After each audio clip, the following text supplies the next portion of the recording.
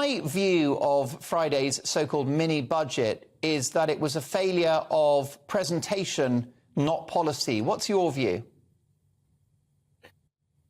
Well, I think that it was a good budget, and actually the speech was extremely clear. I think that usually budgets are accompanied by a big load of paperwork and arithmetic, and what I think confused a lot of people was that there was no real detailed arithmetic backing up this budget, on how it would affect borrowing long term and all that sort of thing. And so I think that created a bit of a panic, and we know we've had a terrible week as a result. Indeed so. Can we talk in specific terms, particularly interest rates? I've got lots of viewers that are worried about coming out of a fixed rate. They've got a mortgage, and there's talk of 6, 7, 8% in the months and years ahead. How high do you think interest rates could go as a result of this new approach to the economy, which is pro-growth? I think they'll go to about 3%, actually. And hold on, is that the Prime Minister? Sorry. Excuse me. Is that the Prime Minister calling you? Does it say Liz Mob? No, it doesn't. It doesn't. Thank you. That's a good one.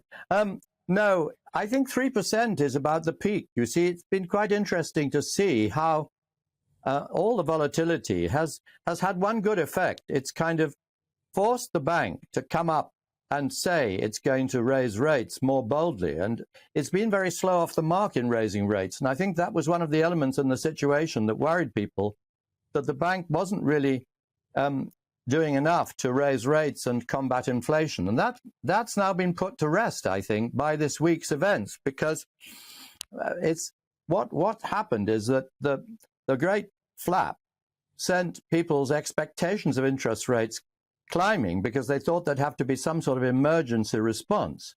And that raised rates in the long-term market, because, these rates reflect what people expect future short-term rates to be. And so there was a general panic about how tough monetary policy would have to be.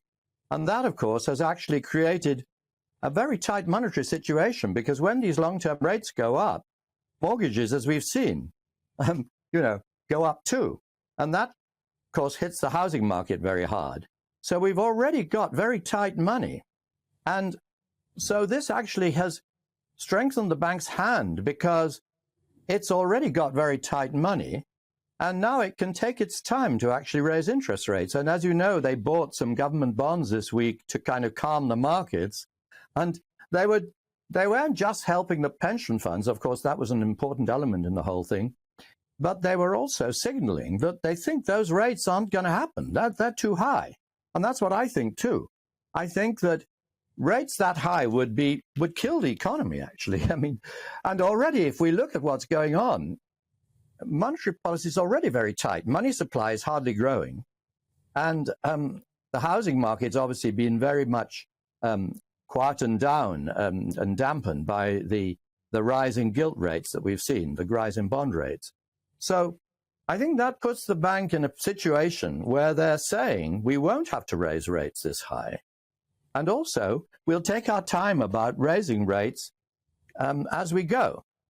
So things have calmed down a lot, and markets now know that the bank, of course, is going to take notice of, the pound, because the pound falling too much will push up inflation. So the bank will take notice of it, and everybody now realizes that. And so that's pushed sterling up. Professor Minford, was the cutting of the top rate of income tax, was it worth the political backlash, do you think? I think it's a tremendously important signal to businessmen that they're not going to be fleeced by the tax man. 45% was much too high a rate. And if you go back to Nigel Lawson's budget in 1988, it was cut to 40, and it had been 60. And that released a lot of entrepreneurial energy, because people, thought, well, this is okay. I can manage with a top rate of 40%. And remember, in the United States, which is one of our key sort of comparators, really, the top rate of tax is about 33, 34. when you add in state and local. So for us to go to 45 and 50, as we did at one point, under the sort of drift back after Mrs. Thatcher left office, has been very bad, I think, for entrepreneurial confidence. And cutting it, to my mind, signaled that there really is a serious change of direction here. And, you know, Professor, Brits aren't a sort of envious bunch, you know. They don't mind people doing well because they know that people who are doing well are creating jobs and creating wealth. Absolutely right.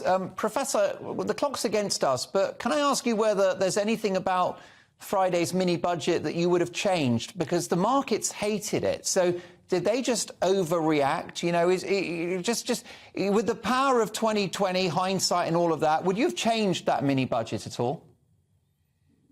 No, I think it was an excellent budget, and it was very clear, and it was a forerunner, I think, of more budgets that will simplify the tax system and bring down marginal tax rates, I hope, further, because we need a dynamic economy in order to deliver growth. I mean, that's the main object of economic policy, is to deliver growth, because that benefits the average person.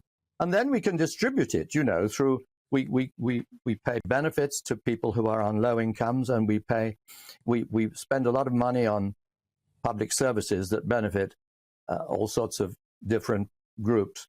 And that's all good, but you've got to have a successful economy that's growing to pay for it. And if you don't make it possible for entrepreneurs and businesses to make money from their investments, then you're never going to get growth in the economy. And that was what Mrs. Thatcher made as a big objective of her last term in office, was to create an entrepreneurial economy.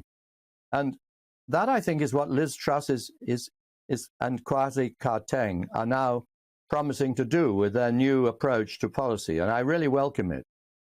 How long do you think that these policies will take to kick in and produce that economic growth? Will they happen in time for the next general election, Professor Minford? Well, I think we'll get better growth next year, because now we've got a supportive policy of government, and we've had tax cuts, and we've reversed the kind of masochistic approach to taxes and spending that was going on before. I mean, we had the plan before was to take demand out of the economy, you know, which made no sense at all in our situation approaching recession. So I think we'll see no recession and a growth next year. And then after that, I think these policies will start to kick in, because we'll be deregulating, we'll be going for free trade.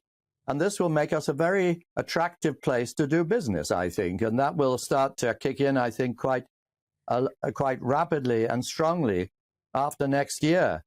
And according to our research and our modeling that we've done, which is very much based on previous UK experience, you know, and the sort of what Mrs. Thatcher did and how it affected the economy, we think growth could go up really quite a lot. So I'm very optimistic about it, really. And I think it's really a great thing that there's been this change of direction, which for a long time we've been drifting with higher taxes, you know, using the economy as a sort of milk cow, you know, to pay for more and more public spending that people demanded and so forth. Very much a sort of redistributionist left-wing agenda. Then, you know, raise taxes to pay for it all. That was a very bad philosophy. I think we've reversed that philosophy. We're now going to create growth through an economy that benefits business and productivity and innovation. And then when we've got that growth, we'll